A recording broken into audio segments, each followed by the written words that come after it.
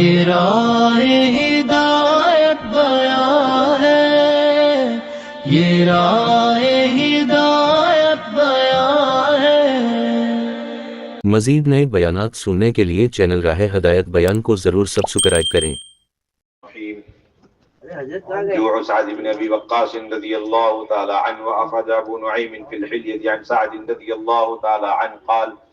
كنا قوما يصيبنا ظلف العيش بمكة مع رسول الله صلى الله عليه وسلم وشدته، فلما أصابنا البلاء اعترفنا لذلك ومرنا عليه وصبرنا له.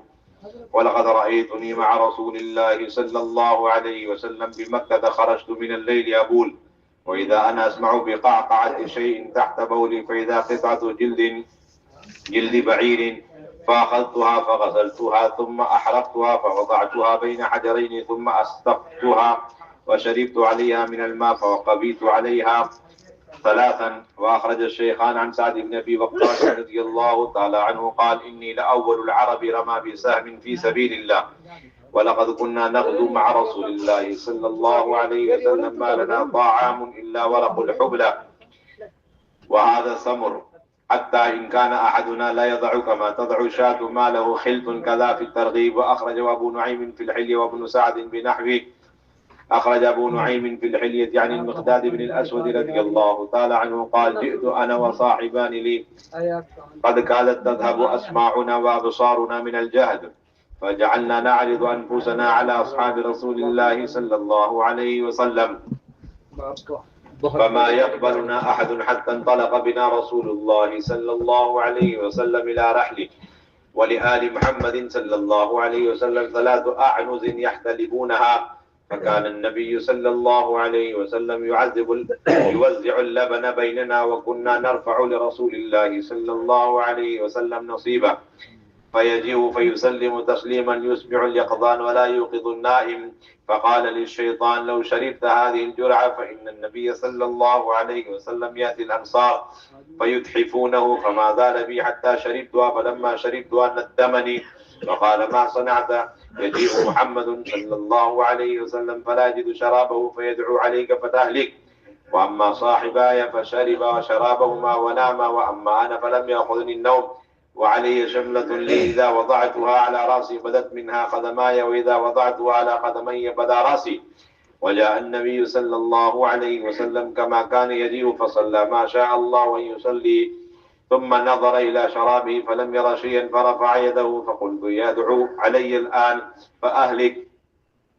فقال رسول الله صلى الله عليه وسلم: اللهم أطعم من أطعمني واسق من سقاني. فأخذت الشفرة وأخذت شملة وانطلقت إلى الأعنز أجسهن أيتهن أسما كي أتبعه لرسول الله صلى الله عليه وسلم، فإذا حفل كلهن. أخذت إناء لآل محمد صلى الله عليه وسلم كانوا يطمعون أن يحتلبوا فيه، فحلبته حتى علته الرغوة، ثم أتيت رسول الله صلى الله عليه وسلم فشرب، ثم ناولني فشربت، ثم ناولته فشربت، ثم ناولني فشربت، ثم ضعفت حتى ألقيت إلى الأرض، فقال لي: إحدى سوآتك يا مقداد، فأنشأت أحدث بما صنعت، فقال رسول الله صلى الله عليه وسلم: ما كانت إلا رحمة من الله عز وجل، لو كنت أيقظت صاحبيك فأصاب منها، قلت: والذي بعثك بالحق ما أبالي إذا أصبتها أنت وأصبت فضلتك من أخطأت من الناس. وأخرج أيضا من طريق طارق عن المقداد رضي الله تعالى عنه قال: لما نزلنا المدينة عشرنا رسول الله صلى الله عليه وسلم 10 يعني في كل بيت. قال: فكنت في 10 الذين كان النبي صلى الله عليه وسلم فيهم. قال: ولم يكن لنا إلا شاة نتجزأ لبنها كذا في الحلية.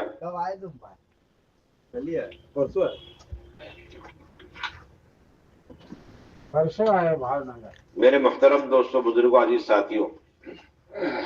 السلام علیکم۔ اللہ رب العزت نے حضرات صحابہ رضی اللہ عنہ اجمعین کو دین کی دعوت اور دین کی محنت کے لیے اذیتوں اور تکالیف کے ساتھ انتخاب کیا۔ اللہ تعالیٰ کا انتخاب حضرات صحابہ رضی اللہ عنہ اجمعین کا دین کی محنت کے لیے جو ہوا وہ اذیت اور تکالیف کے اعتبار سے، یہ اللہ کی طرف سے خصوصی ایسا انتخاب ہے کہ کوئی شخص چاہ کر بھی ان تکالیف میں صحابہ کی برابری نہیں کر سکتا، اس لیے کہ حضرات صحابہ رضی اللہ عنہ اجمعین کی تکالیف یہ اختیاری ہوا کرتی تھی، اور حضرات صحابہ رضی اللہ عنہ اجمعین ان تکالیف کے انتخاب کی وجہ سے ان تکالیف کے عادی ہو چکے تھے، حضرات صحابہ رضی اللہ عنہ اجمعین ان تکالیف کے عادی بن کر دعوت کا کام کیا کرتے تھے، اور ہم سہولتوں کے عادی بن کر دعوت کا کام کرنا چاہتے ہیں۔ حضرات صحابہ رضی اللہ عنہ اجمعین تکالیف کے، اذیتوں کے، ناگواریوں کے عادی بن کر کام کرنے کی عادی تھے، اور ہم راحتوں اور سہولتوں کے عادی بن کر کام کرنا چاہتے ہیں۔ یہ بالکل ناممکنات میں سے، کیونکہ جو کام حضرات صحابہ رضی اللہ عنہ مجمعین نے تکالیف اور اذیتوں کے عادی بن کر کیا ہے، وہ کام راحتوں کے عادی بن کر ہو جائے تو ناممکن بن۔ پھر حضرات صحابہ رضی اللہ عنہ مجمعین کی اذیتیں، تکالیفیں اس قدر تھی کہ حضرات صحابہ رضی اللہ عنہ مجمعین کھانے پینے میں اس قدر مجاہدے انہوں نے برداشت کیے کہ صرف اس درجے میں انہیں کھانے کی عادت اور اس درجے میں انہیں کھانا مل جاتا جس سے صرف زندگی باقی رہے، برقرار۔ اس درجے کم مقدار کھانے کی مشقت پر وہ اپنے آپ کو عادی بنا چکے تھے کہ جس سے ان کی جان باقی رہے، بس جس سے ان کی جان باقی رہے، اس درجے کم مقدار کے کھانے کے وہ عادی ہو چکے ہیں۔ تھوڑی سی مقدار، کم سے کم مقدار، اور یہ بھی نہیں کہ وہ باقاعدہ کھانے ہی کی چیز ہو، جو کھانے کی چیزیں بھی نہیں ہیں اگر وہی میسر آ جائے۔ ایک تو یہ ہے کہ 3 ٹائم میں سے 2 ٹائم میں سے 1 ٹائم کھایا، 3 قسم میں سے 1 قسم نہیں۔ ان کا مجاہدہ اس درجے، اعلیٰ درجے کا تھا، اس درجے میں اعلیٰ سطح کا تھا کہ جو چیز کھانے کی، انسان کی کھانے کی چیزیں اگر وہی چیز مل جائے تو اسے کھا کر کے یہ گزارا کر لیا کرتے تھے 3 دن تک۔ اور جو کھانے کی چیزیں نہیں ہوتی تھی، جو کھانے کی چیزیں نہیں ہوا کرتی تھی، ان چیزوں کے کھانے کی وجہ سے اس کے اثرات ظاہر ہوتے تھے۔ ایک تو یہ کہ قضاء حاجت میں اس کا اثر ظاہر ہوتا تھا کہ بکریوں کے مینگنی کی طرح ان کی مینگنیاں ہوا کرتی تھی، بکریوں کے مینگنی کی طرح۔ اور دوسرے، کھانے کی چیزیں بالکل میسر نہ ہونے کی وجہ سے کھانے کی چیزیں انہیں سہولت سے نہیں ملتی تھی، اور اس وجہ سے اتنے وہ بھوک کے عادی، اور بھوک کی اتنی شدت کہ ان کے جسم کے اعضاء کی طاقتیں، قوتیں سلب ہونے کے قریب ہو جائے کرتی، ان کے جسم کے اعضاء کی طاقتیں، قوتیں۔ بعض صحابہ کا حال یہ تھا کہ اتنے لمبے مدت اور دنوں تک کھانا نہیں ملتا تھا، وہ کہتے ہیں کہ قریب تھا کہ ہماری سننے کی طاقت ہی ختم ہو جائے، کان پر اتنا اثر، اور اتنی لمبی مدت تک کھانا نہیں ملتا تھا کہ ہماری دیکھنے کی طاقتیں، قوتیں ختم ہونے کے قریب ہو جائے گا۔ یہ اصل بنیادی چیز، کان کی سننے کی طاقتیں ختم ہونے لگی اور دیکھنے کی طاقتیں وہ بھی ختم ہونے لگی۔ اس درجے کا مجاہدہ، یہ تو ظاہری ضعف ہے،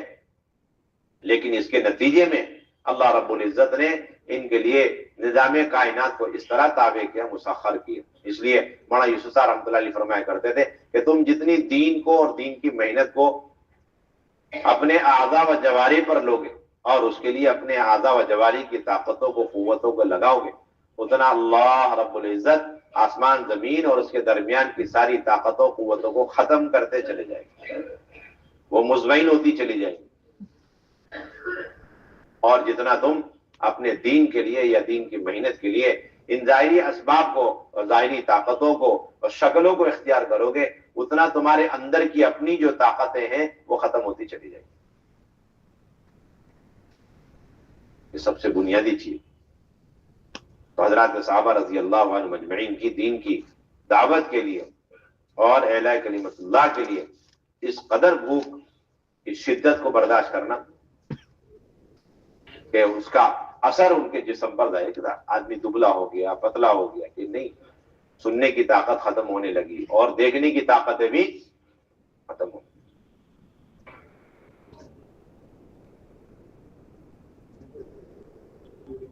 حضرت سعد بن ابی وقاص رضی اللہ تعالیٰ عنہ فرماتے ہیں ہم نے حضور صلی اللہ علیہ وسلم کے ساتھ مکے میں سخت تنگی اور انتہائی تکلیفوں کے ساتھ زندگی گزاری ہے، اور جب تکلیفیں اذیتیں پہنچی ہیں تو ہم نے اس پر صبر کیا اور ہم اس کے عادی ہو گئے. اور میں نے اپنے آپ کو حضور صلی اللہ علیہ وسلم کے ساتھ مکے کے زمانے میں اس حال میں دیکھا کہ میں ایک مرتبہ رات میں پیشاب کرنے کے لیے نکلا تو جہاں میں پیشاب کر رہا تھا اس کے نیچے ایک چیز کے کڑکڑاہٹ کی آواز میں نے سنی تو دیکھا کہ وہ ایک اونٹ کے چمڑے کا ٹکڑا ہے. بس میں نے اسے فوراً لے لیا، اسے دھویا، اسے جلایا، اور پھر جلانے کے بعد اس چمڑے کو 2 پتھروں کے بیچ میں رکھ کر پیس کے اس کو میں نے پھانک لیا اور اس پر پانی پی لیا اور اسی پر میں نے 3 دن گزارا کر دیا. جو کھانے کی چیز بھی نہیں، جو کھانے کی چیز بھی نہیں، اس درجے میں دین کی دعوت کے لیے مجاہدے تکلیفیں یہ حضرات صحابہ کی. حضرت سعد بن ابی وقاص رضی فرماتے ہیں کہ میں عربوں میں سب سے پہلا شخص ہوں جس نے راہ خدا میں تیر چلایا، اور ہم حضور صلی اللہ علیہ وسلم کے ساتھ غزوات میں جایا کرتے تھے اس حال میں کہ ہمارے پاس کیکر اور ببول کے پتوں کے علاوہ اور کوئی چیز کھانے کی نہیں ہوتی. کیکر کے پتے اور ببول کے پتے، کچھ نہ کچھ جان بچی رہے، پیٹ میں کچھ چلا جائے. اب اس کا اثر کیا ظاہر ہوا؟ کہتے ہیں کہ اب بکریوں کی طرح مہنگیاں ہوا کرتی تھی، اور سوکھا ہونے کی وجہ سے، چکناہٹ اس کے اندر نہ ہونے کی وجہ سے وہ الگ الگ مہنگنیوں کی شکل میں رہتی تھی، چکناہٹ اس کے اندر نہیں ہوتی. حضرت مقداد رضی فرماتے ہیں کہ حضور صلی اللہ علیہ وسلم کا معمول تھا کہ مدینہ طیبہ میں جب بھی کوئی آتا مہمان بن کے تو پھر آپ صلی اللہ علیہ وسلم 10 مہمان کو ایک گھر والوں کے حوالے کر دیتے. ایک انصاری کے حوالے 10 مہمان، ایک انصاری کے حوالے 10 مہمان،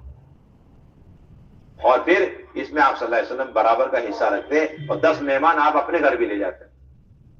10 مہمان آپ صلی اللہ علیہ وسلم اپنے گھر بھی لے جاتے. تو کہتے ہیں کہ حضرت مقداد کہ میں اور میرے 2 ساتھی مدینہ طیبہ جب پہنچے تو وہاں اتنی بھوک کی شدت،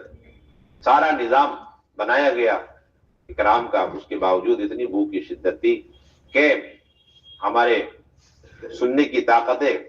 اور دیکھنے کی طاقتیں ختم ہونے کی قریب ہو گئی. اس حالت میں ہم پہنچ گئے کہ اب ہمارے لیے سوال کرنا جائز ہو گیا. تو ہم اپنے آپ کو حضرات صحابہ پر پیش کرتے تاکہ کوئی ہمیں اپنے ساتھ لے جائے، لیکن ہمیں کوئی قبول نہیں کرتا تھا، اپنے ساتھ لے کر نہیں جاتا تھا، اس لیے کہ سب کی حالت برابر ہوتی. تو آپ صلی اللہ علیہ وسلم ہمیں اپنے گھر لے گئے، اور آپ صلی اللہ علیہ وسلم کے گھر والوں کے پاس 3 بکریاں تھیں جس کا دودھ وہ نکالا کرتے تھے، اور آپ صلی اللہ علیہ وسلم وہ 3 بکریوں کا دودھ نکال کر اپنے گھر والوں اور ہم 3 آدمی کے درمیان تقسیم کر دیا کرتے تھے، اور ہم حضور صلی اللہ علیہ وسلم کا حصہ اٹھا کے رکھ دیا کرتے تھے. آپ صلی اللہ علیہ وسلم سارے تقاضے پورا کر کے آتے اور اس طرح آہستے سے درمیانی آواز میں سلام کرتے کہ جاگنے والا سن لے اور سونے والا اٹھ نہ جائے. ایک مرتبہ شیطان نے مجھے یہ پٹی پڑھائی کہ یہ جو 1 گھونٹ دودھ ہے حضور صلی اللہ علیہ وسلم کے حصے کا وہ بھی تم پی لو، اس لیے کہ حضور صلی اللہ علیہ وسلم انصار کے پاس چلے جائیں گے تو انصار ان کی کوئی نہ کوئی خدمت کر دے. शैतान मुझे बहकाता रहा, यहाँ तक कि मैंने हुजूर सल्लल्लाहु अलैहि वसल्लम के हिस्से में रखा हुआ दूध वो भी पी लिया। जब मैंने पी लिया तो अब शैतान मुझे बहुत शर्मिंदा करने लगा और कहने लगा ये तूने क्या किया, अब तो मोहम्मद सल्लल्लाहु अलैहि वसल्लम आएंगे और अपना हिस्सा नहीं पाएंगे तो बस तेरे लिए बद्दुआ कर देंगे, तू हलाक हो जाए। मेरे दोनों साथियों ने अपने हिस्से का दूध पिया और सो गए और मुझे नींद ही नहीं आ रही थी। मैंने एक चादर ओढ़ रखी थी लेकिन वो इतनी छोटी मुख्तसर कि अगर मैं अपने उस चादर को मैं अपने सर पे डालूं, सर को ढांकूं तो मेरे दोनों पैर खुल जाएं, और अगर पैरों पर उस चादर को डाल दूं और पैरों को ढाक दूं तो मेरा सर खुल जाए। इसी कश्मकश में था, चादर भी छोटी और दूसरी तरफ ये नदामत और अफसोस। आप सल्लल्लाहु अलैहि वसल्लम तशरीफ ले आए, जैसा कि आपके आने का वक्त था और आप नमाज में मशगूल हो गए, नमाज से फारिग हुए। अब आपने अपने दूध के बर्तन पर नजर डाली, देखा तो उसमें कुछ भी नहीं पाया। तो अब आपने अपने हाथ मुबारक उठा दिए तो मैंने फौरन दिल में कहा, मैं सब चीज गौर से देख रहा था, अब मैंने कहा अब तो बस आप मेरे लिए बद्दुआ करने वाले, अब मैं हलाक होने ही वाला हूं। लेकिन आप सल्लल्लाहु अलैहि वसल्लम ने हाथ उठाकर ये दुआ मांगी, ए अल्लाह जिसने मुझे खिलाया तो मुझे खिला, उसे खिला, और जिसने मुझे पिलाया तो उसे पिला। आपने तो ये दुआ मांगी, बद्दुआ नहीं फरमाई। ये दुआ सुनते ही मैंने छुरी ली और अपनी चादर ली और मैं उन बकरियों के पास चला गया और उनमें टटोलने लगा सबसे मोटी ताजी बकरी कौन सी है, ताकि मैं उसे हुजूर सल्लल्लाहु अलैहि वसल्लम के लिए ज़बह कर दूं। इसलिए कि आप सल्लल्लाहु अलैहि वसल्लम ने ये दुआ दी है तो मैंने सोचा कि बकरी ज़बह करके आपका इकराम करूं ताकि वो दुआ मुझे लग जाए। जब मैंने उन बकरियों को टटोलना शुरू किया तो सारी बकरियों के थन भरे हुए थे दूध से, जबकि थोड़ी देर पहले उन बकरियों का दूध निकाला गया था। तो मैंने आप सल्लल्लाहु अलैहि वसल्लम और आपके घर वाले जिस बर्तन में दूध निकाला करते थे वो बर्तन लिया और उसमें मैंने दूध निकालना शुरू किया, यहाँ तक कि उसमें झाग आ गया। फिर मैं वो दूध लेकर हुजूर की खिदमत में हाजिर हुआ। आप सल्लल्लाहु अलैहि वसल्लम ने वो दूध नोश फरमाया, फिर मुझे दिया, फिर मैंने पिया, फिर मैंने आपको दिया, आपने नोश फरमाया, फिर आपने मुझे वापस दिया, मैंने पिया। फिर मैं हंसने लगा और लोटपोट होने लगा और झुक गया मारे खुशी के। आपने फरमाया ये तुम्हारी हरकतों में से एक हरकत है। फिर मैंने आप सल्लल्लाहु अलैहि वसल्लम को वो सारा किस्सा सुनाया रात भर का, जो शैतान ने मुझे बहकाया और मैंने आपका दूध पी लिया। तो आप सल्लल्लाहु अलैहि वसल्लम ने फरमाया कि ये जो अकल के खिलाफ, अकल के जाहिर के खिलाफ, अकल के खिलाफ ये जो दूध मिला है ये महज अल्लाह की मेहरबानी और रहमत की वजह से मिला है। और बहुत अच्छा होता अगर तुम अपने दोनों भाई को भी, साथियों को भी उठा देते और वो भी दूध पी लेते। तो हज़रत मिक़दाद कहते हैं उस पर मैंने हुज़ूर सल्लल्लाहु अलैहि वसल्लम फरमाया, उस ज़ात की कसम